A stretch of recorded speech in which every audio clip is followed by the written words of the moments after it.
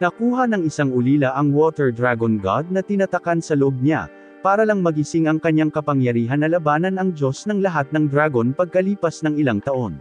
Minsan ay mayroong isang kapuluan ng 4 na isla na tinatawag na Ayaka Island. 3 sa kanila ay pinaninirahan ng mga hanggal na tao at isa sa kanila ay ang 2 elemental na dragon ng apoy at tubig. Ang mga dragon na ito ay ang mga tagapagtanggol ng mga isla at mayroong isang alamat tungkol sa kanila. Noong unang panahon, ang isa sa mga dragon, ang dragon ng tubig, ay nanghina at ang dragon na apoy ay naging ganap na baliw. Ang dragon ng tubig ang siyang nagbigay ng buhay at ang dragon na apoy ang siyang bumuhay. Nang Hamina ang nagbibigay buhay na dragon, ang enerhiya ng Lei, isang mapagkukunan ng enerhiya na responsable para sa lahat ng bagay sa mundo, ay nag-ambala. Naging sanhi ito ng pagkabaliw ng Fire Dragon. Si Bro ay walang ginaw at ganap na sinira ang lahat. Ngunit isang araw dumating si Gandalf. Ibinigay niya ang kanyang sariling buhay upang maibalik ang nababawasan na kapangyarihan ng dragon ng tubig. After this happened, parang ang tubig, sige, cool na kami ngayon Fire Dragon Bro. Ang balanse ay nagligtas sa mga isla, na nagbabalik ng buhay sa kanila. Isang brat na nagngangalang Yukito Yanagi ang nanirahan sa pangalawang isla ng Ayaka Islands kasama ang kanyang ama na si Makoto, na kamukha ni Ace mula sa One Piece. Si Yukito ay may isang nakatatandang kapatid na lalaki na nagngangalang Jinji, na inampo ng kanyang ama bilang kanyang estudyante. Masyadong malapit si Jinji kay Yukito noong bata pa sila, dahil sa nakikita mo, niyakap siya nito. One time na magkasama silang naglalaro, hinawakan ni Baby Yukito ang daliri ni Jinji at na-activate ang bending powers niya. Ang tubig, biglang nagsimulang mamuo sa paligid ng daliri ni Jinji, na nagmumula sa kamay ni Yukito. Tumikha ito ng portable swimming pool sa hugis ng bola na nagsimulang mapuno sa paligid ni Yukito at Jinji. Nataranta at natakot si Jinji. Ngunit bago mangyari ang anumang bagay, dumating si Makoto at gumamit ng pangunahing pagpapalawak upang neutralisahin ang kanyang mga kapangyarihan. Tinanong ni Jinji kung ano ang nangyari at sinabi sa kanya ni Makoto na espesyal si Yukito at napakalakas ng kanyang kapangyarihan sa tubig. Sinabihan si Jinji na huwag sabihin kahit kanino sa kanilang pamilya, lalo na sa kanyang mga kuya Haro at Aka, dahil sikreto lang iyon. Ang sikreto ay mahilig lang magbasa si Yukito, at siya rin ang Water Dragon, hindi lang siya kamukha. Nagustuhan ni Jinji na ibahagi ang sikretong ito sa kanyang amo at nakipag-usap tungkol dito sa kanya kapag wala ang mga kuya. Inisip ni Jinji na napakaliit ni Yukito at iniisip kung babalik pa ba siya sa dragon ng tubig. Sinabi sa kanya ni Makoto na kapag tumanda na si Yukito, magagawa niyang maging dragon ng tubig at mapanatili pa rin ang kanyang anyo ng tao. Ngunit kahit na noon, si Makoto ay kailangang magsagawa ng isang mahirap na ritual. Sinabi niya kay Jinji na ayos lang dahil siya ang magsasagawa ng ritual. Ang kailangan lang gawin ni Jinji ay protektahan si Yukito. Tinanggap naman ito ni Jinji at hinawakan ang kamay ni Yukito na may ngiti sa labi. Isang araw, ang dalawang tuwing ito, sina Haro at Aka, ay umuwi mula sa kanilang trabaho sa pagpapatahimik sa mga masasamang nilalang na tinatawag na Aramatama kasama ang kanilang amo na si Makoto. Ang dalawang lalaki ay mga estudyante ni Makoto, gayon din si Jinji. Nagsanay sila araw-araw upang maging mga lay master din, tulad ng kanilang master. Ang master at ang kanyang mga estudyante ay napakalapit kasama ang alkalde ng mga isla ng Inoo. Gayon din ang kanilang landlady, si Momoko. Para silang pamilya at parang magkapatid ang mga estudyante.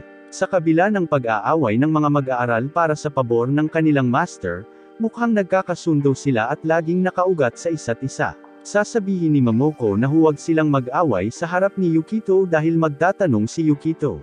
Pagkatapos ay titigil sa pag-aaway sina Haro at Aka dahil gusto nilang magpakita ng magandang halimbawa para kay Yukito. Ito ay magpapatawa kay Makoto at sasabihin sa kanila na sila ay pamilya, dapat silang kumilos tulad nito. Pagkatapos, magsasanay ang dalawang estudyante at papanuurin sila ni Jinji at sasabihing magdahan-dahan. Ipinaliwanag sa kanya ni Haro na gusto niyang kunin ang kanilang dambana kapag nagretiro na si Makoto. Gusto niyang maging malakas para gawin iyon. Tinanong ni Aka si Jinji kung bakit hindi siya nagte-training, gayong estudyante rin siya at napakalakas sa water-based lay mastery. Sumagot si Jinji na iba lang ang pagkakagawa niya at hindi na kailangang magsanay, ngunit sinipa siya ni Makoto mula sa likuran at sinabing hindi siya si David Martinez. Dapat ay magsasanay pa rin siya at maingat na pag-isipan kung paano gamitin ang kanyang mga kakayahan.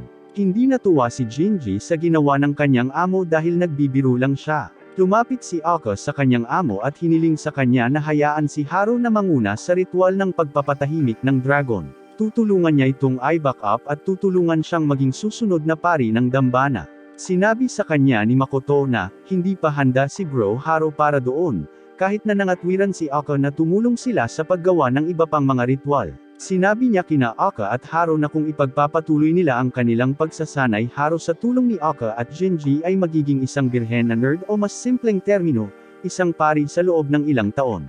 Nangako sina Haru at Aka na gagawin ang kanilang makakaya, ngunit hindi nakasakay si Jinji dahil ayaw niyang patahimikin ang apoy na dragon bawat taon. Sinabi sa kanya ni Makoto na kakailanganin niya dahil namiss lang ng fire dragon ang water dragon. Kaya naman naghahabol ito. Siya ay nag-aalala na ang apoy na dragon ay malapit nang maging isang aramatama. Tinanong ni Haru kung iyon ba ang dahilan kung bakit kailangan nilang palakasin ang harang na kanilang inilagay sa ika-4 na isla kung saan nakatira ang dragon. Sumang-ayon si Makoto na iyon ang dahilan kung bakit ayaw niyang gawin nila ang mga ritual, ito ay isang napakahalagang trabaho.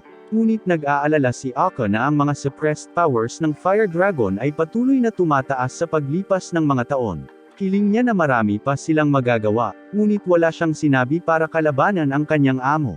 Dumating si Momoko kasama ang ilang Dairy Queen at tinulungan sila sa isang nakakapreskong pahinga. Sa paglipas ng mga araw, ipinagpatuloy ni Aka at Haru ang kanilang pagsasanay, gayon din ang kanilang formal na edukasyon. Nanatili si Momoko sa bahay kasama si Yukito at nagluto ng kung anuman ang tinitingnan namin. Ang magkapatid at ang kanilang Panginoon ay nagsaya ng magkasama, na nagsagawa ng maraming mga pakikipagsapalaran upang patahimikin ang Aratomama sa pagitan ng mga isla. Dumating at lumipas ang mga panahon, at ang hindi kinaugalian na pamilya ay nasiyahan sa bawat isa sa kanila.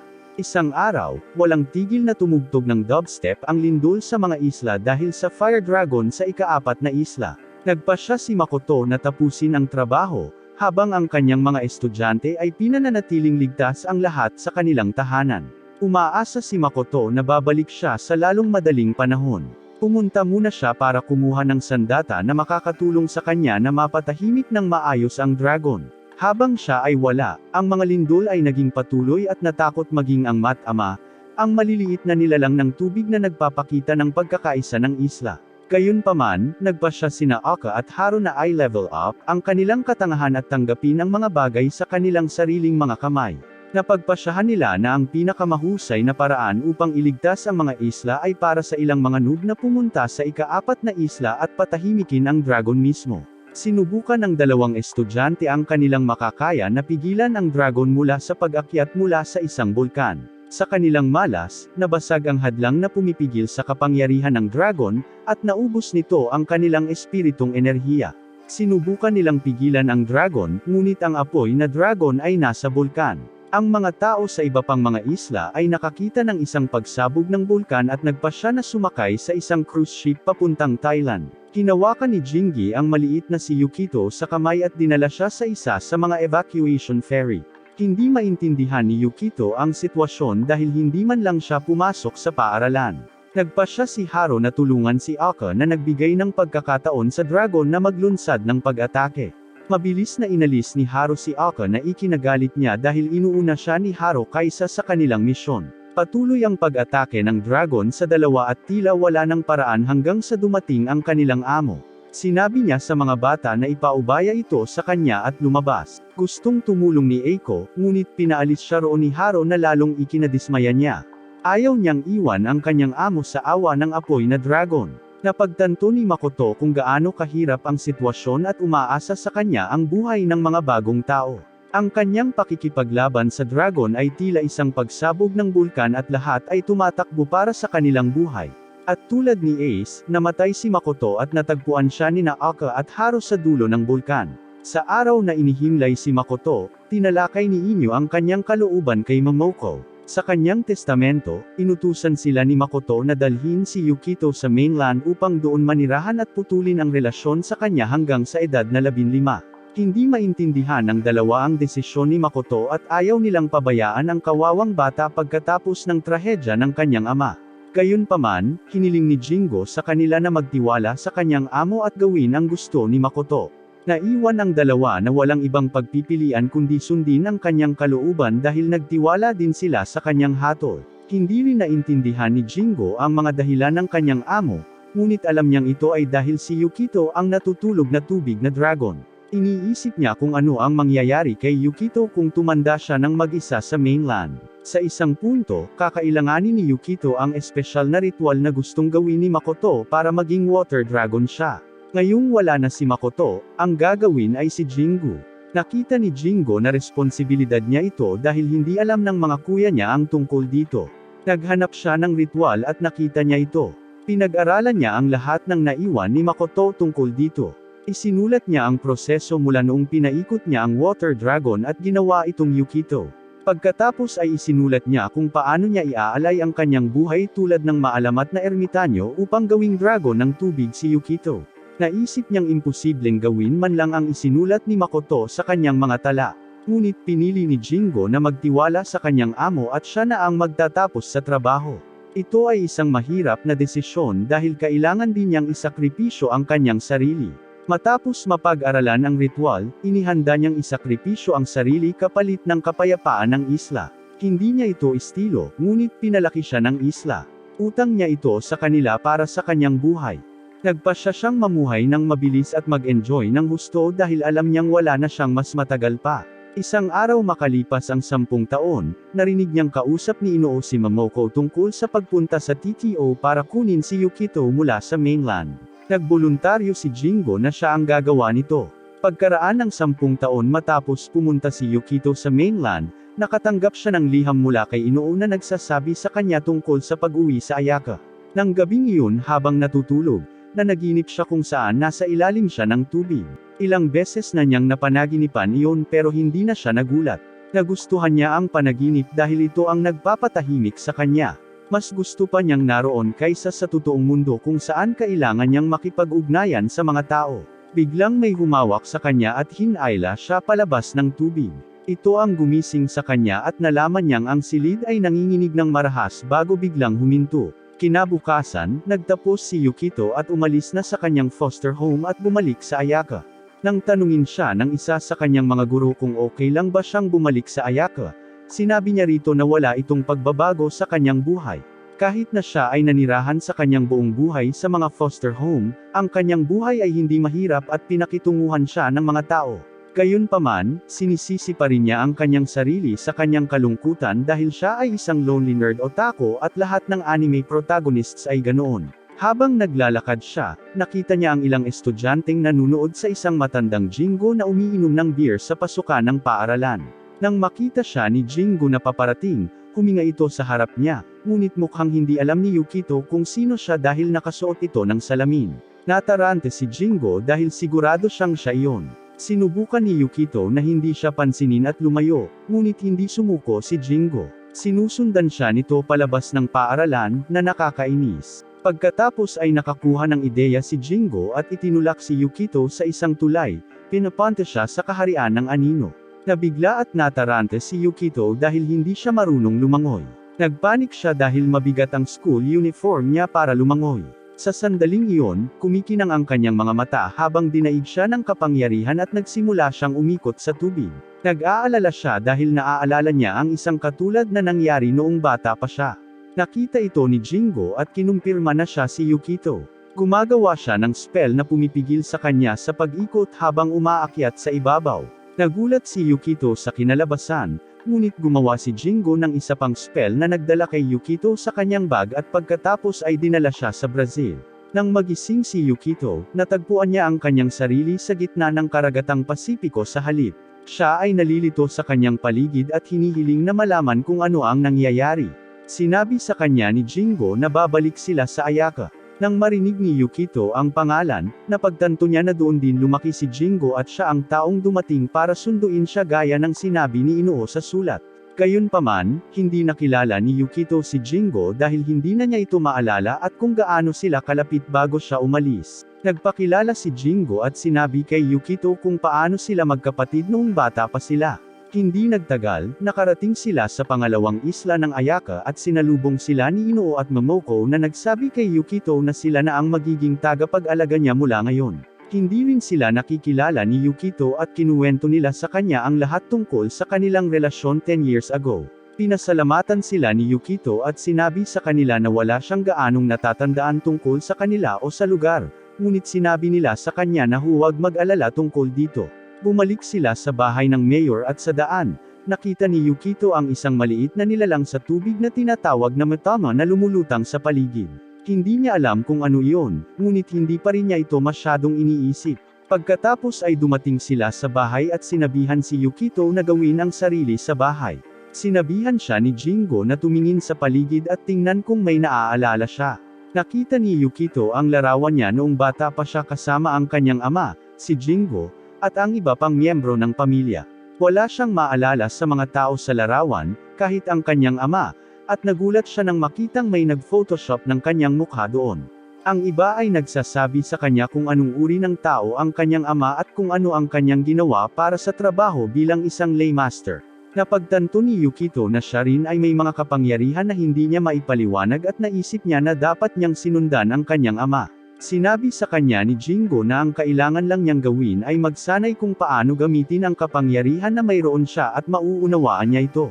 Nang tanungin ni Yukito ang tungkol sa kanyang ina, sinabi sa kanya na hindi nila ito kilala dahil nagpakita lang sa kanya ang kanyang ama ng walang paliwanag. Hindi ito ang gustong marinig ni Yukito, ngunit ito lang ang alam nila. Humihingi ng paumanhin si Inuo dahil malamang na mahirap para kay Yukito na mag-isa sa mga taong ito kapag may bahay siya. Pagkatapos ay tinanong ni Yukito kung bakit siya hiniling na bumalik pa rin at inamin ni Inuo na iyon ang gusto ng kanyang ama. Sila ang mga tagubili na iniwan niya, ngunit hindi nila alam ang mga dahilan sa likod nito. Humingi ng paumanhin si Inuo para dito at humiling na makabawi kay Yukito sa pamamagitan ng pagbibigay sa kanya ng tirahan. Nagpasya si Yukito na tanggapin ito dahil, kahit na magulo ang sitwasyon, tapos na ang ginawa. Pumunta siya sa kwarto niya at sinundan siya ni Jingo doon dahil nag-aalala si Jingo sa kanya. Pakiramdam niya ay medyo naging cold at sarado si Yukito, hindi tulad noong bata pa siya. Tinanong niya kung bakit ganoon at sinabi sa kanya ni Yukito ang tungkol sa oras na siya ay nasa foster care. Isang araw pumunta siya sa ilog kasama ang ilang mga bata. Tinawag siya ng isa sa mga bata na ulilang unggoy, na ikinagalit niya. Dahil sa kanyang galit, pinakawalan niya ang kanyang kapangyarihan na naging sanhi ng pag-agos ng tubig sa ilog at inatake ang bata. Ang bata ay nag-tap dancing sa himpapawid at ang kakaibang kapangyarihan na ito ay natakot kay Yukito. Umidlip siya pagkatapos niyang isayaw ang bata sa ilalim ng tubig. Paulit-ulit ang nangyari na naging dahilan para lumayo siya sa mga tao. Nakatulong ito na pigilan ang kanyang emosyon at ihinto ang pananakit ng mga tao. Nang matapos siyang magsalita, nakita niyang nanonood si Jingo ng recap ng anime at nadismaya siya nito kaya lumabas siya ng kwarto para magpalamig. Sinusubukan niyang kumalma, ngunit sa tingin niya ay siya si Goku na gumagawa ng instant teleportation. Hindi niya maintindihan kung bakit kailangan niyang makihalubilo muli sa mga tao gayong pilit niyang iniiwasan ito. Sa sandaling iyon, lumitaw si Amatama at napansin ni Yukito. Parang kumukulo at masakit. Ito ay isang bagay na hindi karaniwan dahil sila ay karaniwang mukhang palakaibigan at cute. Nahuhulog ito sa malapit na ilog, na naging sanhi ng pagkawasak ng tubig. Lumilitaw ang malamaskara na mukha na may pulang ilaw na nagmumula sa mata nito. Sinusubukan nitong atakihin si Yukito, ngunit dumating si Jingo at pinaalis si Yukito habang ang nilalang ay ganap na nabuo ang katawan nito. Sinabi ni Jingo kay Yukito na ito ay isang aramatama na isang matama na naaakit sa mga pangunahing tauhan at nagiging corrupt. Dahil bigo si Yukito, ang matama ay napinsala ng kanyang negatibong emosyon at naging ganito ang masamang animated na CGI. Hindi alam ni Yukito kung ano ang gagawin, ngunit sinabihan siya ni Jingo na maupo at panuurin ang pagpapalawak ng kanyang domain.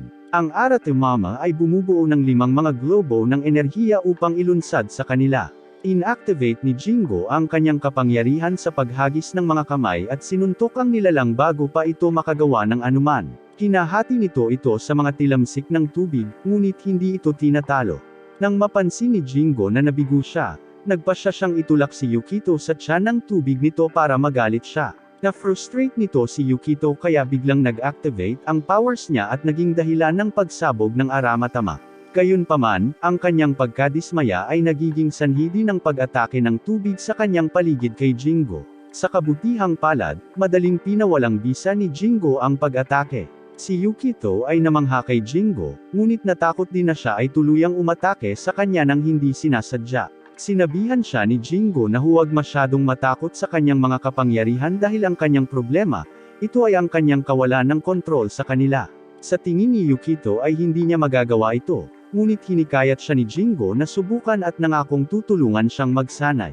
Ang Aramatama ay nadal-isay at bumalik sa Lei Energy. Sinabi ni Jingo kay Yukito na ipapakita niya sa kanya ang lahat ng nalalaman niya kaya dapat siyang huminahon at subukang huwag mag-isa sa lahat ng oras. Nang matamaan ng kamao ni Jingo ang kanyang noo, naalala siya ni Yukito noong bata pa siya na ginagawa ang parehong bagay. Si Yukito ay nagsimulang magsanay kasama si Jingo sa susunod na araw, ngunit hindi niya maintindihan kung paano niya dapat kontrolin ang kanyang kapangyarihan kung ang kanyang pagsasanay ay tungkol sa pag-upo at paghawak ng isang hindi nakikitang hamburger. Sinabi sa kanya ni Jingo na makakatulong ito sa kanya, ngunit sa ngayon ay dapat siyang tumuon sa pakiramdam ng kanyang Lei Energy. Nataranta si Yukito dahil hindi niya maintindihan kung ano itong tinatawag na Lei Energy. Ipinaliwanag ni Jingo na ito ay isang uri ng mahahalagang enerhiya na dumadaloy ng malalim sa lupa. Gayunpaman, ang pinakamalaking konsentrasyon ng Lei Energy sa mundo ay matatagpuan sa ilalim ng kanilang isla. Ibinunyag ni Jingo na ang mga Lei Master na tulad nila ay gumagamit ng enerhiya ng isla upang panatilihing kontrolado ang mga bagay. Gayunpaman, ang sariling kapangyarihan ni Yukito ay iba sa kanya. Sa makatuwid, kailangan ni Yukito ang enerhiya ng isla upang matulungan siyang kontrolin ang kanyang kapangyarihan. Hindi nagtagal, nakatanggap sila ng kahilingan na alagaan ang isang Aratemama na biglang lumitaw. Iniisip ni Jingo na makakatulong ito kay Yukito sa kanyang pagsasanay. Tinulungan niya itong makabuo ng plano para harapin ang Aratemama. Habang sila ay nagtatago at tinatalakay ang plano, narinig sila ng Aramatama at unang nagpakita sa kanila. Nagsisimula itong magpaputok ng ilang water projectiles sa kanila, ngunit pinupuntirya lang si Jingo. Kinahabol pa siya nito kapag sinubukan niyang tumakas, naiwan si Yukito na nakatayo lang doon, nalilito. Sinabihan ni Jingo si Yukito na atakihin ang Aratemama habang nakatalikod ito sa kanya. Gumagamit si Yukito ng spell na tumutulong sa kanya na tamaan ang halimaw sa likod at maubos ito, ngunit hindi ito lubos na talunin.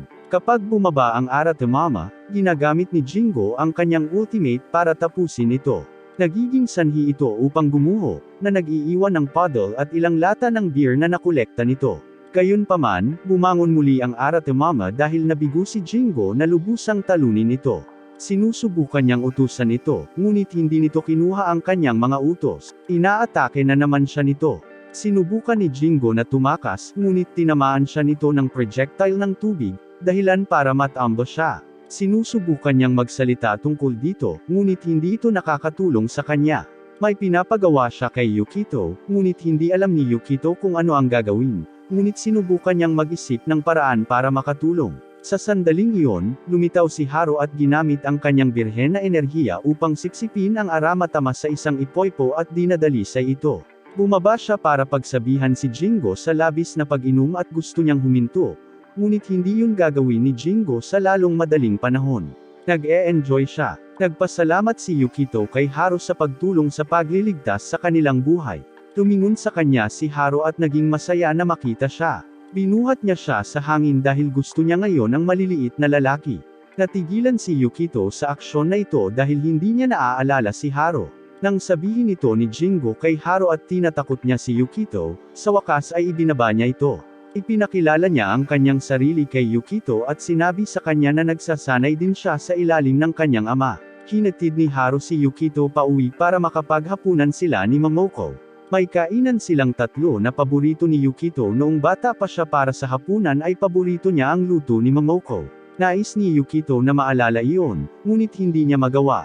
Pinupuri niya si Haro kung paano niya inalagaan ang Aratemama kanina.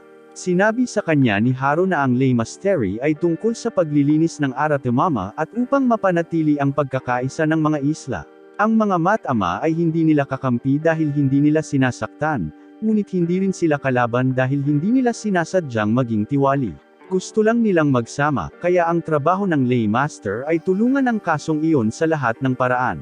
Naiintindihan naman ni Yukito. Sa ibang araw, dinala ni Jingo si Yukito sa isa pang isla, ang unang isla. Ito ay mas maunlad dahil mayroon itong mga music hero, mag-asawang nakaupo sa isang bangko, ang tren sa kalsada, at mga tirang pagkain. Naglalakbay sila sa pamamagitan ng tren na tumatakbo sa isang riles sa tubig. Si Yukito ay nasa sabik na makita ang tren na ito dahil hindi pa siya nakakita ng isang bagay na sobrang pipi. Sinabi sa kanya ni Jingo na dati ay ganoon din ang ginagawa niya noong bata pa siya, ngunit hindi niya yun naaalala, kaya bale. Pagdating nila, pumunta sila at nakita ang mga pangunahing atraksyon, na wala kahit saan. Kapag pumunta sila sa mga lansangan, nagawa ni Jingo na iwanan si Yukito. Habang patuloy sila sa paglalakad, nakita nila ang isang Genshin player na gumagawa ng isang kahangahangang aksyon. Gusto ni Yukito ang act at ang lugar dahil hindi pa siya naging gacha player sa labas. Sinubukan niyang sabihin kay Jingo, ngunit nalaman na muli niya itong iniwan. Habang naghahanap sa kanya, nakita ni Yukito na ang mga tao sa paligid ng clown ay nagsisisigaw sa takot. Ang bola na ginagamit ng payaso bilang bahagi ng kanyang pagkilos ay naging aramatama. Napagtanto ni Yukito ang panganib ng sitwasyon at sinubukang ambukin ang payaso bago umatake ang aramatama. Pakiramdam niya ay kailangan niyang harapin ang sitwasyon habang ang mga tao sa paligid ay tumatakbo palayo doon. Siya lang ang nakakagawa nito dahil anime niya ito at siya ang pangunahing tauhan. Hinarap niya ang halimaw at sinusubukang i-channel ang kanyang kapangyarihan para lumabas at lumaban. Pinuntahan siya ng Aratemama, ngunit napigilan ito ng isa pang lalaking nakasot. Ang lalaki ay si Aka, na gumagamit ng ikalawang susog upang kunin ang Aratemama, na ikinagulat ni Yukito. Sinabi sa kanya ni Aka na marami pang aramatama na tumatakas sa barrier na itinakda upang pigilan silang lumabas. Sa kabila nito, mukhang masaya si Aka na makita si Yukito kahit na pagkalipas ng mahabang panahon tulad ng iba. Isinasama niya ito habang pinag-uusapan nila ang nakaraan at ipinakilala niya ang kanyang sarili bilang isa sa mga matandang estudyante ng ama ni Yukito. He comments on how different Yukito is to his father, which is what everyone has been saying since he came back. Nagtataka si Yukito kung paano inaalagaan ng isang laymaster ang Aratemama sa pamamagitan ng paggamit ng pistol. Ipinaliwanag ni Aka na ito ay tulad ng kung paano nilayon ng mga ninuno. Nagulat si Yukito na may ibang paraan sa paggawa ng trabaho at nagtataka kung paano iyon gumagana. Sa sandaling iyon, iniimbitahan siya ni Aka sa loob ng isang gusali kung saan mayroon siyang negosyo, isang lounge. Pagpasok nila ay sinalubong sila ni Genj mula sa likod ng counter. Naiinis si Yukito na makita siya dahil iniwan siya nito sa gitna ng kalsada. Matapos makaupo sina Yukito at Aka, nagsimulang magtanong si Yukito kay Aka. Nang makita niya sina Haru Purify at Aramatama, tila masaya sila na siyang sinisikap na makamit ng mga laymaster. Ngunit nang makita niya si Akado, tila magaspang ito at agresibo. Ipinahayag ni Aka na hindi niya pinatahimik ang Aramatama, sa halip ay pinatay niya ito. Ipinaliwanag niya na ang proseso ng paglilinis ay tumutulong sa Aratemama na bumalik sa pagiging bahagi ng enerhiya muli. Gayunpaman, hindi niya ginagawa iyon dahil siya ay nerbyoso at cool, kaya ganap niyang inalis ang mga ito dahil nakakapinsala sila sa mga tao. Hindi alam ng mga turista ang mga nangyayari sa mga isla. Sinamantala iyon ng Aramatama at sinasaktan sila na labis na ikinagalit niya na mas gugustuhin niyang alisin na lang sila. Hindi sang-ayon si Yukito sa pamamaraan dahil ginagawa ito ni Haru gamit ang kanyang femboy powers at gumagana ito. Ngunit walang masyadong pakialam si Aka sa Aratemama kumpara sa mga tao. Mas gugustuhin niyang iligtas ang mga tao at palakpakan ang mga halimaw, hindi na sila bibigyan ng isa pang pagkakataong makabalik muli. Iniisip ni Aka na si Haru ay nahuhumaling sa mga turo ni Makoto at nililinas ang Aramatama. Siya naman ay mahilig lang barilin. Tumanggi si Yukito na tanggapin ang paraan ng ginagawa ni Aka. Sinasabi sa kanya ni Aka na hindi niya kailangan, hindi nito mababago kung paano niya ginagawa ang kanyang trabaho. Dumating ang estudyante ni Aka na si Aibara upang sabihin kay Ape na nahanap na nila ang pangunahing katawan ng Aratemama mula kanina. Nagtataka si Yukito kung ano ang ibig sabihin nito dahil nandoon siya noong binaril ito ni Aka. Ipinaliwanag ni Ape na ang Aramatama ay walang mata tulad ng mga nakita niya noon. Ibig sabihin, nasa ibang lugar ang totoong katawan nito, at nag-scout lang ito sa lugar. Sinabihan niya si Jingi na ihatid si Yukito at umuwi at sinabihan si Yukito na palagi siyang welcome na bumalik sa lounge. Umalis siya kasama si Aibara. Naglalakad sina Jingi at Yukito pabalik sa tren pauwi. Tinanong ni Yukito si Jingi kung anong klaseng kumpanya ang pinapasukan ni Aka. Sumagot si Jingi na ito ay isang kumpanya na unang nag-shoot at nagtatanong sa ibang pagkakataon. Tinanong ni Yukito kung ano ang iniisip ni Jingi tungkol dito, lalo na ang kanilang mga pamamaraan sa pagharap sa mga insidenteng ito. Sa tingin ni Jingi, maganda ang ginagawa nila, ngunit hindi yon ang gustong marinig ni Yukito. Ipinaliwanag ni Jingi na dahil sa pagdami ng turismo sa mga isla, maraming aratemama ang lumilitaw dahil sa lakas na dinadala ng mga turista mula sa labas. Sa kabila ng hindi nila intensyon, ginugulo nila ang maayos na enerhiya ng mga isla. Nasasaktan sila ng aratemama, at kumilos si Aka ng naaayon. Hanggat nais ng isang tao na gawin ang tama sa bawat oras, ang aratemama at matama ay hindi masusukat ng mga pamantayan ng tao. Minsan nasasaktan ka na sinusubukang harapin sila ni G, at hindi ka nila dadamayan tulad ng ginagawa ng isang tao. Tinanong ni Yukito kung ano ang iniisip ni Haru tungkol sa mga pamamaraan ni Aka. Sumagot si Jingi na hindi niya masyadong pinapahalagahan ang mga ito, ngunit binabalaan siya na huwag banggitin ang alinman sa kanila sa isa dahil sa kanilang kasaysayan. Nagtataka si Yukito kung bakit dahil akala niya pareho silang estudyante ng kanyang ama at magkapatid sila. Wala nang sinabi pa sa kanya si Jingi. Iniwan niya siya dahil nakalimutan niya ang allowance niya sa lugar ni Aka. Sinabi niya sa kanya na umuwi muna habang siya ay tumatakbo pabalik sa Aka's. Umalis si Yukito dahil iniwan na siya ni Jingi noon. Hindi big deal sa puntong ito. Habang naglalakad siya at iniisip kung paano niya nakikita ang sarili niya sa aratemama, biglang yumanig ang lupa at nakarinig siya ng malakas na ungol.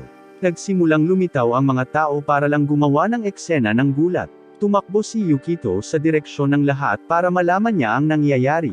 Nakilala niya ang isa sa mga miyembro ng kumpanya ni Aka, ang Makita, at ibinunyag sa kanya na isa rin siyang laymaster na dapat palampasin. Pumunta siya upang harapin ang aramatama doon at iniisip kung paano sinabi sa kanya ni Aka na ang aratemama ay hindi magdadalawang isip na saktan ang mga tao. Iniisip ni Yukito kung paano niya ito susubukang dalisayan. Ginagamit niya ang kanyang mga kapangyarihan upang gumawa ng isang paglilinis ng spell. Sa kasamaang palad, ang kanyang spell ay hindi sapat na malakas at ang kanyang kapangyarihan ay hindi gumagana sa mga motorsiklo. Sa sandaling iyon, ginagamit ng security team ni Aka ang American firepower sa halimaw at dumating si Jingi para ilabas si Yukito sa tamang oras. Ang koponan ay patuloy na nagpaputok, ngunit ang aratemama ay nananatiling hindi pa rin apektado. Nagtataka si Jingi kung ano ang plano ni Aka kung hindi nila mapabagsak ang aratemama. Bago maubusan ng bala ang koponan, dumating si Aka at naghahanda na asikasuhin ang sitwasyon sa pamamagitan ng pagutot gamit ang kanyang kamay. Hinarap niya ang nilalang at pinakawalan ang kanyang Chidori na may madilim na aura sa paligid. Pagkatapos ng spell, nagsimula siyang mag-transform at umungol na parang nasasaktan. Ang kanyang braso ay napalitan ng isang aramatama na may mata sa gitna ng kanyang kamay. Kapag inatake siya ng aratemama, madali niyang sinampal ito gamit ang kanyang nag-transform na kamay. Ipinaliwanag ni Jingi kay Yukito na ang ginagawa ni Aka ay sinisipsip ang enerhiya ng aratemama at ginagawa itong sarili. Bumangon muli ang nilalang at muling hinarap si Aka. Sinisingil siya nito, ngunit pinutol na ito ni Aka bago pa nito magawa ang anuman. Pagkatapos ay pinipiga niya ang isang lemon sa mga halimaw na itim at puti upang magmukhang cool. Nangako si Aka na siya ay magiging mas malakas kaysa sa kanyang yumaong amo at mas malakas kaysa sa dragon. Kinuha niya ang mata na pinutol niya mula sa aramatama at pinipiga ang katas nito sa kanyang bibig. Inubos ito. Binabaliktad nito ang kanyang pagbabago at nagiging mas kalmado siya. Hindi alam ni Yukito kung ano ang gagawin sa tanawing ito at hindi rin alam ni Jingi kung ano ang sasabihin sa kanya. Nang maglaon habang nakabuntot kay Aka, napagtanto ni Yukito ang sakit na nararamdaman niya dahil sa naunang laban. Kinabukasan, dinala ni Jingi si Yukito sa ikatlong isla kung saan nakatira at nagsasanay si Haru at ang kanyang mga estudyante. Ang isla ay mas kalmado at hindi gaanong binuo, mayroon lamang kagubatan at dambana. Ayaw ni Jingi. Walang wifi o babae sa isla. Bumibisita lang siya kapag may mga pista at ngayon lang siya pumunta dahil nakiusap sa kanya si Yukito. Si Yukito ay umaasa na makilala si Haro at maaaring maging kaibigan ang kanyang mga estudyante. Malugod na tinatanggap ang dalawa ng mga estudyante, sina Chotero at Iako, na hindi masyadong gusto ni Jingi. Hindi rin naman talaga nila siya gusto dahil sa ugali niya. Dinala nila siya at si Yukito sa isang dambana na nakatuon sa mga dragon sa ika-4 na isla.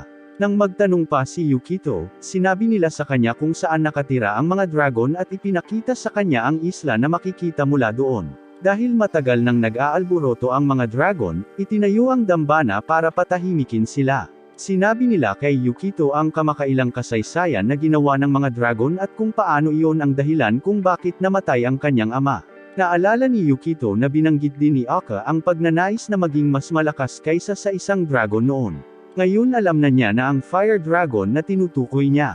Nakakuha siya ng isang alaala kung saan sa tingin niya ay nakilala niya ang isang dragon, ngunit wala siyang nakikita maliban sa tubig sa memorya.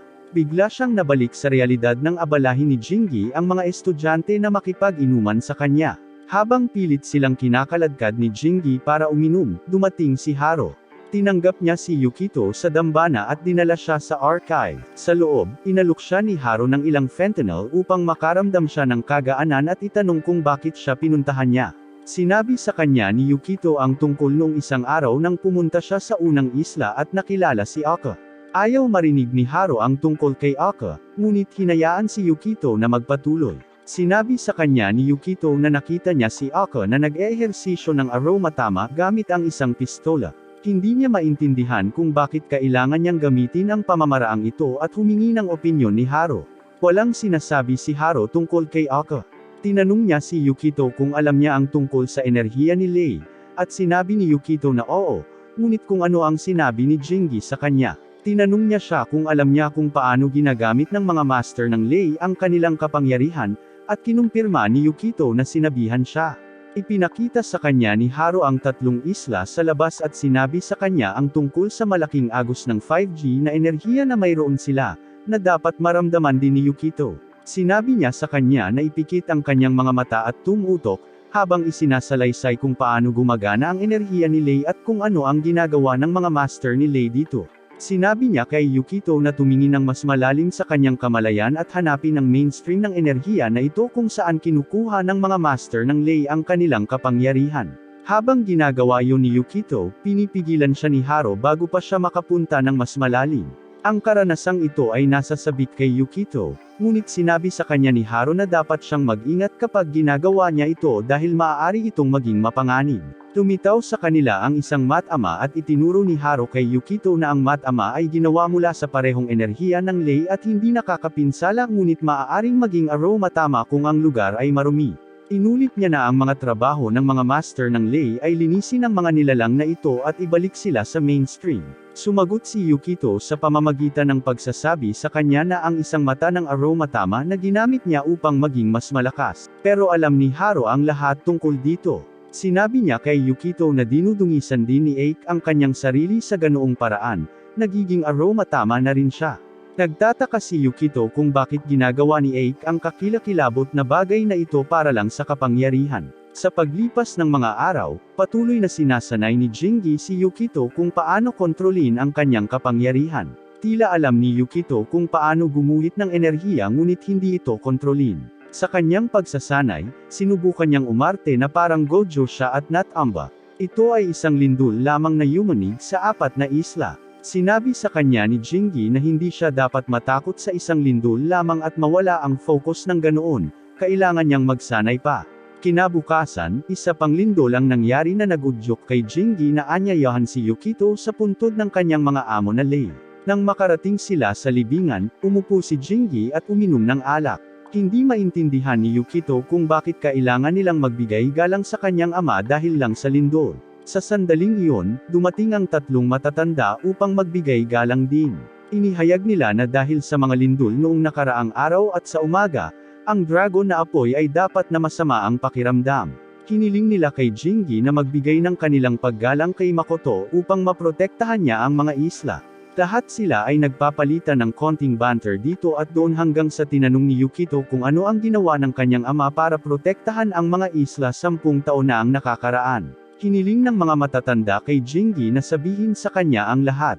Nagsimula si Jingi sa pamamagitan ng pagturo sa dalawang dragon na nakatira sa ika-4 na isla at nagpatuloy tungkol sa kanilang kasaysayan at kung ano ang nangyari 10 taon na ang nakakaraan. Dahil sa nagagalit na dragon na apoy, halos lumubog ang mga isla sa karagatan.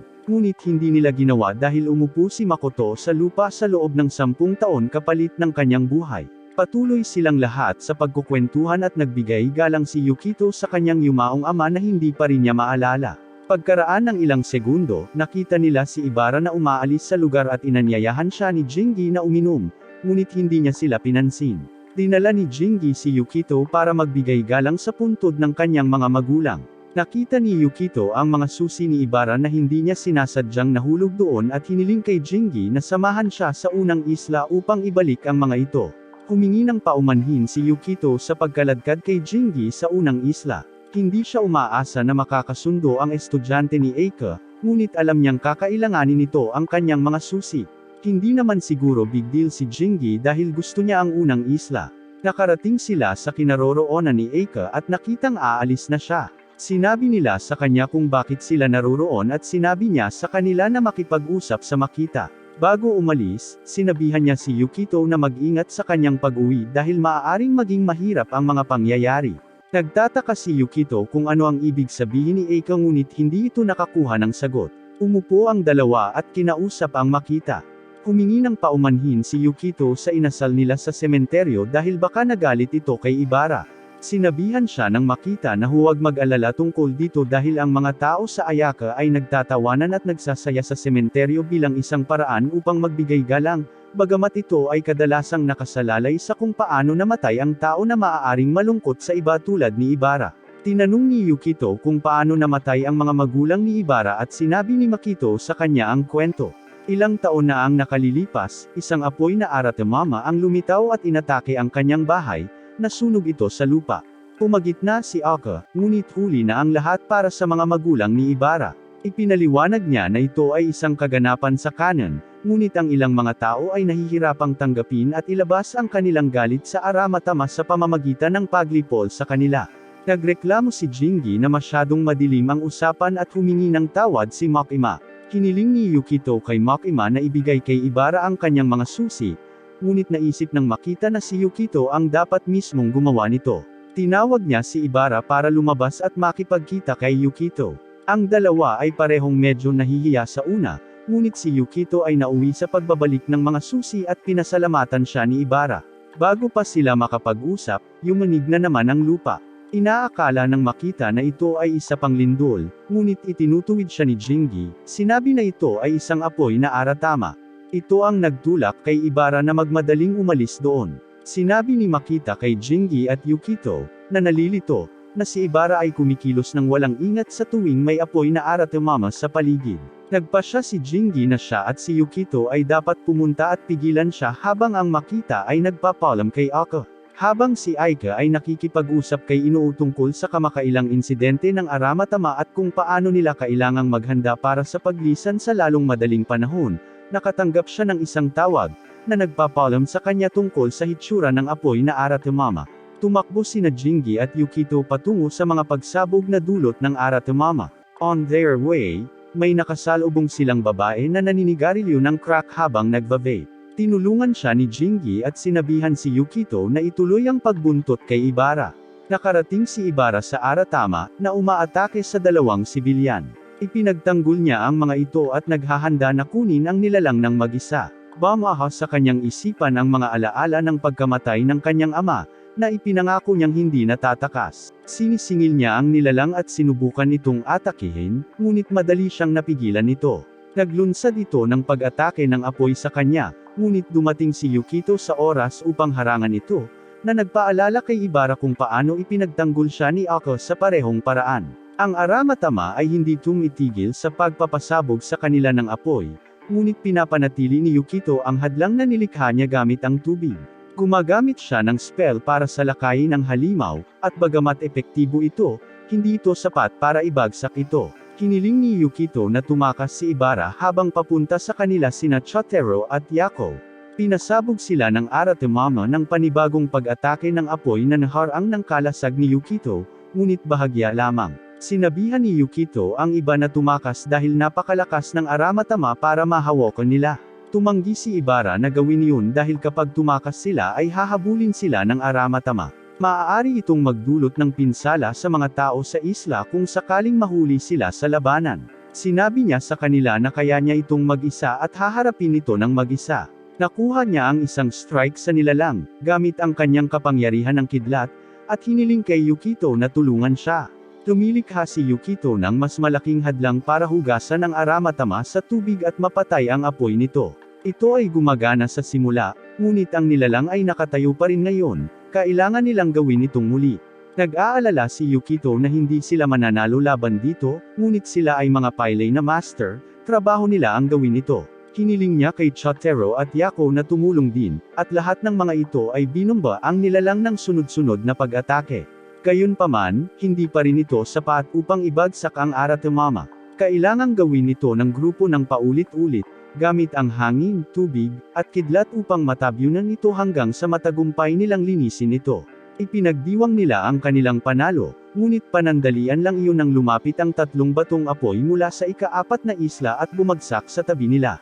Ang mga bato ay mabilis na nagiging aratama, na agad na umaatake sa kanila ng apoy. Sa kabutihang palad, mabilis kumilos si Yukito at bumuo ng water barrier sa paligid niya at sa iba pa para protektahan ang kanilang sarili. Siya ay halos maubos kaagad, gayunpaman, at ang hadlang ay naaalis. Ibara device na siya ay nagsisilbing pang-aakit habang ang iba ay tumatakbo dahil walang ibang paraan. Ngunit bago sila makatakbo, ang isang Aratemama ay lumikha ng isang hadlang ng apoy sa kanilang paligid, na humaharang sa anumang paraan ng pagtakas at pinipilit silang lumaban. Alam ni Yukito na masyadong malakas ang Aratemama, ngunit gusto niyang protektahan ang lahat at nangakong hindi niya hahayaang mamatay. Ang kanyang mga mata ay kumikinang habang ang kanyang kapangyarihan ay sumisikat, ngunit sila ay huminto nang lumitaw si Haro at inaalagaan ang Aratemama na kasalukuyang umaatake sa kanila. Tumilitaw din si Aka at inaalagaan ang isa pa, at silang dalawa ang nag-aalaga sa pangatlo ng magkasama, ngunit hindi ito tuluyang naaalis. Habang sinusuri nila ang kanilang mga mag-aaral, ang pangatlong Aratemama ay bumangon, na ikinatuwa ni Aka. Pumunta siya upang kunin ang mata ng Aratemama na kanyang kinunan upang subukan at ubusin ito, ngunit agad itong dinadalisay ni Haro. Ikinagagalit nito si Aka, at tinanong siya ni Haro kung ano ang iisipin ni Makoto kapag nakita niya itong gumagamit ng black magic.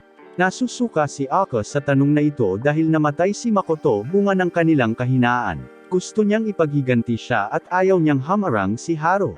Habang sila ay nagtatalo, ang ikatlong Aramatama ay naghahanda upang maglunsad ng isang pag-atake sa kanila. Bago niya magawa iyon, ginamit ni Haro ang kanyang lakas ng hangin upang sirain ang ilang bahagi nito at binaril ito ni Aka sa mata. Nang bumagsak ang mata, tumakbo si Aka upang kunin ito, ngunit nang makita ito ni Haro, itinulak niya ito sa daan kasama ng hangin. Ikinagagalit nito si Aka dahil ayaw niyang hamarang si Haro. Inilalabas niya ang kanyang black magic, at nag-transform ang kanyang braso. Ginagamit niya ito para harangan ang lahat ng pag-atake ni Haro. Dumating si Jingo at nililinas ang mata, habang ang dalawa pang master ay hindi tumitingin, na nanganganib na lalong magalit si Aka.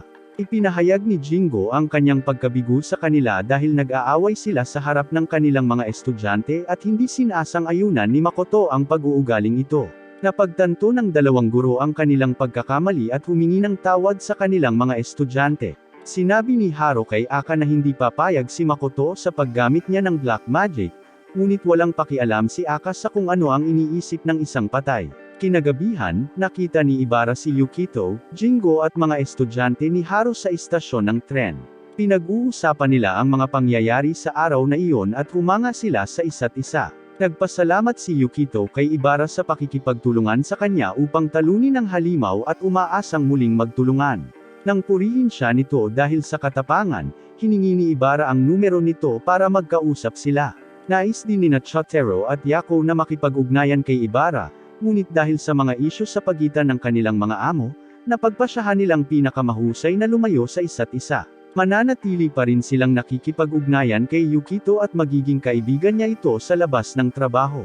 Sa huli, ang apat na estudyante ay patuloy na nakikipag-ugnayan sa isa't isa, hindi pinapansin ang karne ng baka sa pagitan ng kanilang mga amo. Nang umuwi si Yukito ng gabing iyon, tinanong niya si Momoko tungkol sa nangyari sa pagitan ni Aka at Haro at ikinwento niya ang lahat ng kanyang nalalaman. Sinabi niya na hindi sinabi ni Haro sa kanya ang mga detalye ng pakikipaglaban nila kay Aka, ngunit sinabi niya sa kanya na noong araw na natagpuan nila si Makoto na wala ng buhay, si Aka ay hindi kailanman pareho. Pakiramdam niya ay hindi na niya kayang ipagpatuloy ang pamumuhay sa mga isla at muling isinaalang-alang ang kanyang kinabukasan bilang isang laymaster. Dahil dito, madalas silang mag-away ni Haro hanggang sa isang punto kung saan nagpasya si Aka na huminto at umalis. Sinubukan niyang bumalik pagkaraan ng ilang taon, ngunit hindi naging pareho ang relasyon nila ni Haro dahil nagpasya din siyang umalis sa mga turo ng kanilang Panginoon. Kinabukasan, si Yukito ay natutulog sa balkonahe habang si Jingo ay nasa loob na umiinom. Taglay niya ang pangarap na karaniwan niyang nararanasan noong nasa mainland pa siya. Matagal na niyang hindi nakuha ang pangarap. Sa panaginip, imbes na lumutang siya sa tubig gaya ng lagi niyang ginagawa, lumingon siya sa ibaba. Sa kalaliman, nakikita niya ang pulang ilaw na nagliliwanag. Kapag tinitigan niyang mabuti, nakikita niya ang pangunahing daloy ng enerhiya ng Lei, na mabilis na kinuha ng biglang pulang ilaw.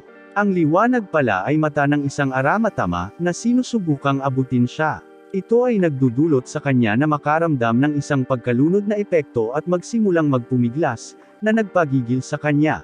Tinanong ni Jingo kung ano ito, at sinabi niya sa kanya na ito ay isang kakaibang panaginip lamang. Nakita ni Jingo na ang kanyang mga mata ay kumikinang ng isang maliwanag na asol, ngunit hindi nagtanong tungkol dito. Sa sandaling iyon, nakatanggap si Yukito ng mga mensahe mula sa kanyang mga kaibigan na nag-iimbita sa kanya sa pagdiriwang sa ikatlong isla. Masayang-masaya si Yukito na makatanggap ng ganoong imbitasyon dahil first time niya ito, at pagkatapos ng mahabang panahon ng pangungulila, masaya siyang sa wakas ay may mga kaibigan siyang makakasama sa festival. Si Jingo, na sumilip sa kanyang mga mensahe sa kanyang balikat, ay nagbigay sa kanya ng maskara na pag-aari ni Makoto. Nakaugalian na ang pagsusuot ng maskara sa pagdiriwang, kaya ito ay babagay sa kanya.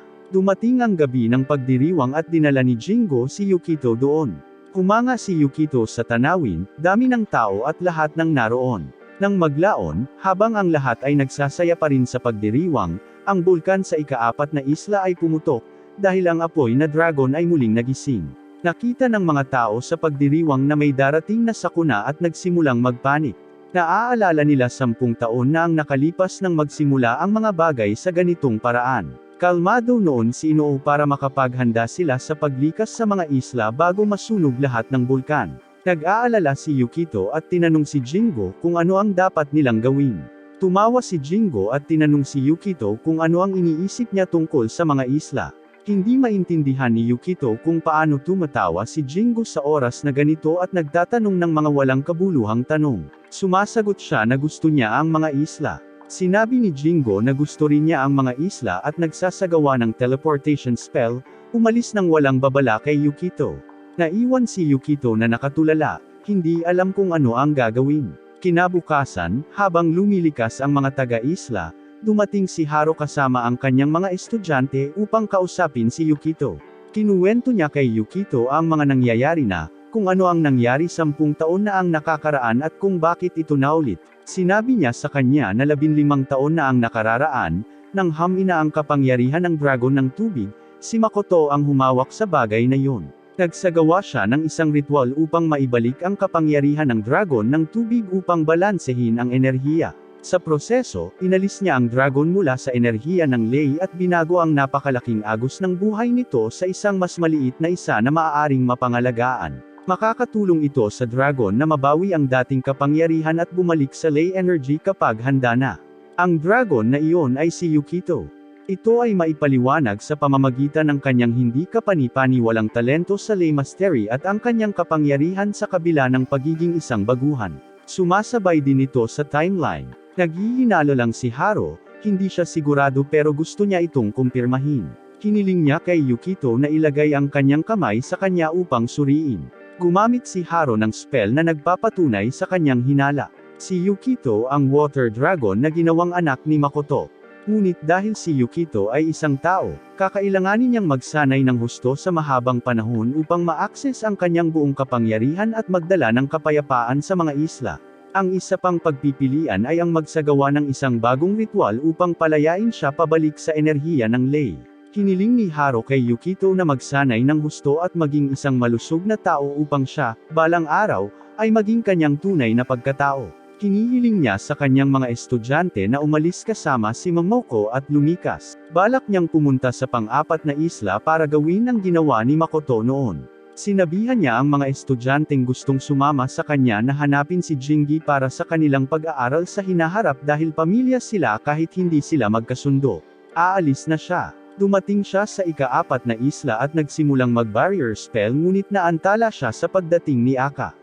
Nagsisimula silang magtalo tungkol sa kung sino ang mag-aalay ng kanilang mga sarili upang ang iba ay magbantay sa mga estudyante. Nagbibigay ito ng sapat na oras sa dragon upang lumitaw sa harap nila. Hindi nag-aksaya ng oras si Aka. Binago niya ang kanyang kamay sa kamay ng Aratemama at pinuntahan ang dragon. Gayunpaman, ang dragon ay mas malakas kaysa sa kanya. Kinamumuhian ni Haro ang pagiging walang ingat ni Aka at kailangan niya itong i-back up ngunit kahit siya ay hindi katugma. Sinisingil niya ang dragon na hindi tumitigil sa pag-atake. Patuloy silang nagtatalo ni Aka ngunit kapag oras na, nagpasya silang magtulungan upang atakihin ang dragon ng sabay-sabay. Dumating ang pag-atake ngunit hindi pa rin ito sapat upang makagawa ng pinsala. Nag-iiwan lamang ito ng pagod sa kanila. Pagkatapos ay gumanti ang dragon at sinaktan si Aka. Pinuntahan siya ni Haro upang tingnan siya at sinubukang ilabas siya roon ngunit hindi binaygo ng dragon. Muli itong umatake sa kanila. Sa kabutihang palad, dumating si Yukito at ang iba pa sa oras upang protektahan sila mula sa pag-atake. Hindi natutuwa ang mga master na makita ang mga bata roon dahil napakadelikado ngunit hinayaan nila ito at ginagamit ang kanilang tulong. Nagtutulungan silang lahat at naglulunsad ng atake pagkatapos ng pag-atake habang hinaharangan ang mga dragon. Malayo pa sa tapos ang trabaho dahil mukhang hindi nanghihina ang dragon. Patuloy nilang ginagawa ang kanilang makakaya ngunit nagiging nakakapagod.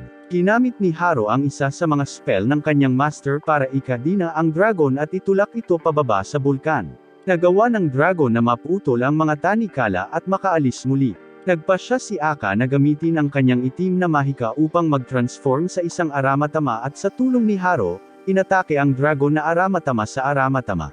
Sa kasamaang palad, ang dragon ay masyadong malakas at hindi ito naapektuhan. Nang magsimulang manig ang mga labanan sa grupo, dumating si Jingo upang tulungan ang sitwasyon. Oras na para gawin niya ang ritual na inihanda niya sa buong buhay niya. Tinanong ni Yukito si Jingo kung nasaan na siya at sumagot si Jingo na sinusubukan pa rin niyang ayusin ang kanyang isip. Tinanong niya si Yukito kung gusto niyang bumalik ang kanyang Water Dragon power at umamin si Yukito. Inamin ni Jingo na gusto niyang protektahan ang kanyang isla at ang mga tao nito. Ipinahayag niya na alam niya ang spell upang maisegawa ang ritual na kailangan upang matulungan si Yukito na bumalik sa kanyang anyo ng dragon. Ngayon na ang oras para gawin niya ang hinihintay niyang gawin. Kapag nagsimulang gumalaw muli ang Fire Dragon, ibinalita ni Jingo sa lahat na gagawin niya ang kanyang huling gawain bilang isang lay master. Ito ay dahil ang ritual ay magiging sanhi ng kanyang kamatayan, ngunit hindi niya ito sinasabi. Mabilis siyang gumawa ng spell para dalhin ang kanyang sarili at si Yukito sa Lay Energy Realm.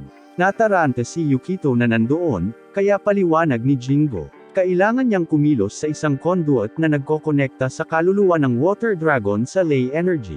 Dahil ang kanyang enerhiya ng tubig ay malakas at lubos na katugma sa kay Yukito, gagana ito. Iniisip ni Yukito na hindi sigurado si Jingo. Iyon ay dahil si Jingo ay talagang natatakot na mawala ang kanyang buhay, ngunit gusto pa rin niyang protektahan ang kanyang tahanan.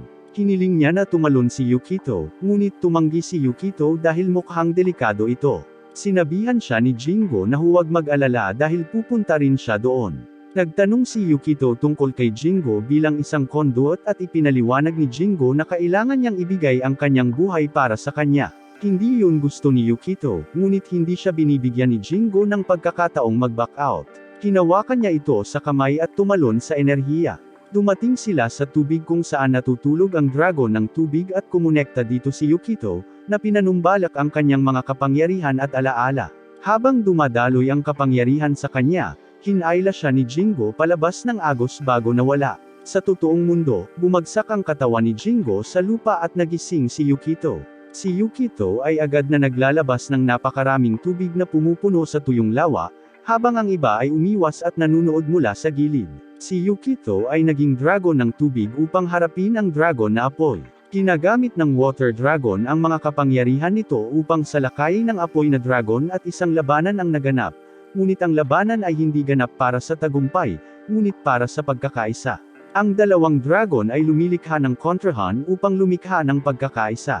Nag-aalala ang mga nanunood para kay Yukito. Umaasa sila na makakasundo niya ang dragon na apoy at maibabalik ang kapayapaan, ngunit hindi sila sigurado kung babalik siya sa kanila bilang isang tao o hindi. Si Yukito, sa loob ng dragon ng tubig, ay nakipag-usap sa dragon na apoy, humihingi ng paumanhin sa pag-iwan nito ng mag-isa ng napakatagal. Pinakalma niya ito at nagsimulang kumalma ang apoy na dragon. Pagkatapos ay sumanig sila sa isa at bumabalik sa ley energy, dahil naibalik muli ang balanse. Ang biglaang pagwawakas ng laban ay nakakalito sa iba. Si Yukito ay bumalik bilang isang tao at pumunta upang gisingin si Jingo, ngunit hindi nagising si Jingo. Sinabi sa kanya ni Haro na patay na si Jingo, na ikinalulungkot niya. Umuwi ang lahat at ipinaalam sa mga tao ang nangyari.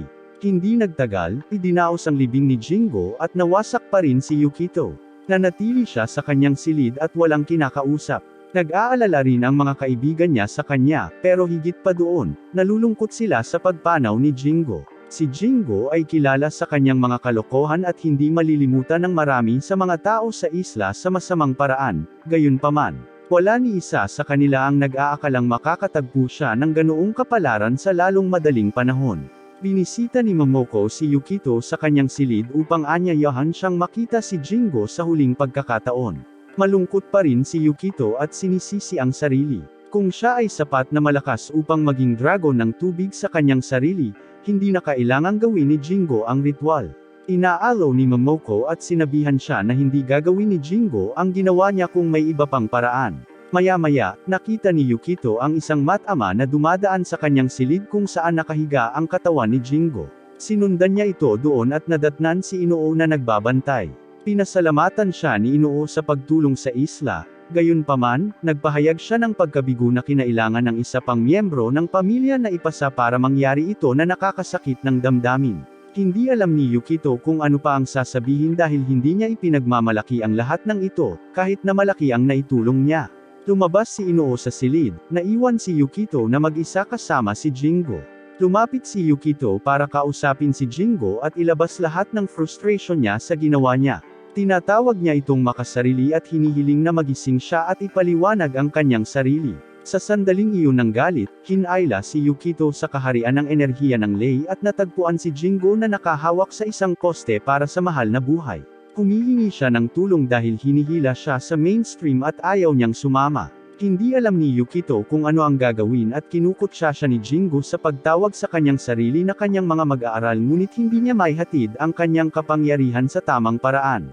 Naging sanhi ito ng sarkastikong pagtalikod sa kanya ni Yukito, na nag-udyok kay Jingo na humingi ng tawad ng husto. Ngunit sa sandaling iyon, nahila siya ng agos at hindi na siya mapigilan ni Yukito. Bumalik si Yukito sa realidad. Nakakuha siya ng ideya at sinabihan si Momoko na tawagan si Haro at ang iba pa dahil sa tingin niya ay may iligtas pa niya si Jingo. Tumakbo siya palabas at mag-isa siyang naging water dragon. Nararamdaman ito ni Haro, Aki at ng kanilang mga estudyante nang maging water dragon si Yukito. Hindi nila alam kung ano ang kanyang ginagawa ngunit naging alerto. Sa himpapawid, naisip ni Yukito ang kaharian ng enerhiya at nagpas siyang pumunta doon muli sa pamamagitan ng pagsisid sa bulkan sa ika-4 na isla, sinira ang hadlang, tinatakan ito. Dumating siya sa lakas ng Lei at nagsimulang maghanap kay Jingo.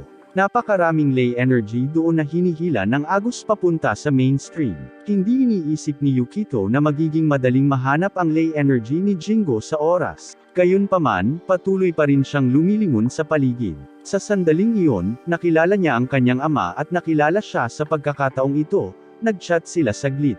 Ipinaliwanag ni Makoto na sa nakalipas na 10 taon na si Yukito ay nasa mainland, pinapanatili niyang tulog ang Fire Dragon sa enerhiya ng Lei. Ang dahilan kung bakit gusto niyang lumaki si Yukito sa mainland ay upang bumuo ng kanyang imahe bilang isang tao kaysa sa isang dragon. Ito ay masisiguro na si Yukito ay magiging kapwa-tao at isang dragon, siya ay patuloy na magiging kanyang anak. Hindi ito mangyayari sa isla kung wala siya. Ngayong nakabalik na si Yukito, umalis si Makoto sa trabaho para mapanatili ang Fire Dragon. Bahala siya at umaasa siya sa pinakamahusay. Bagaman, hiniling nga ni Makoto na wala sa mga nangyari sa nakalipas na 10 taon ay hindi nangyari upang sila ay magkatuluyan bilang mag-ama. Naiintindihan ni Yukito ang mga dahilan ng kanyang ama at pagkatapos nito, hiniling niya sa kanya na tulungan siyang hanapin si Jingo dahil gusto niya itong buhayin.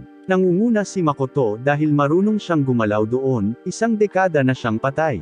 Sa daan, tinuturuan ni Makoto ang kanyang anak ng ilang bagay tungkol sa pagiging master ni Lei at kung paano hindi itapon ang mga enerhiya sa paligid niya, lalo na sa Lei Energy Realm. Gusto niyang kausapin ang kanyang anak kahit na masyadong matagal.